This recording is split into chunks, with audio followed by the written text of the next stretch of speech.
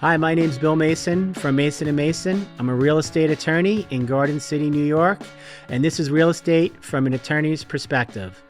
So a common question I get is, hey, what's a triple net lease, and why do they call it a triple net lease? So triple net leases, they're a common type of commercial real estate lease agreement that places the responsibility for the property's expenses and repair, maintenance, real estate taxes on the tenant in addition to paying the base rent, okay? These are most commonly seen with single tenant types of properties where you have, like, let's say CVS as the tenant or a 7-Eleven or something along those likes, right? And so landlords really like these because it gives the landlords the ability to shift the management of the property to the tenant, and it takes the financial burden of paying, management related expenses such as, like repairs and that type of stuff to the tenant. It really makes it easy for a landlord to manage a lot of properties, and they could be in different states and not be involved with any type of day-to-day management, just basically collecting their rent. It also is great because it makes it easy to define what the net income of the property is.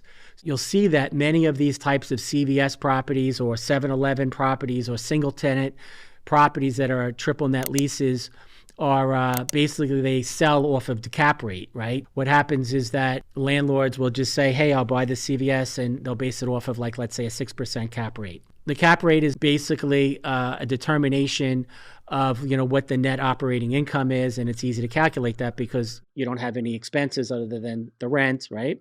But just a word of caution is that when you buy a property like this, you don't want to only use the cap rate to determine what, it's valued at, because, you want to also consider things like, what's the term of the lease, what's the credit rating of the tenant, the other terms of the lease, just in case the tenant goes out, what are you going to have at the end?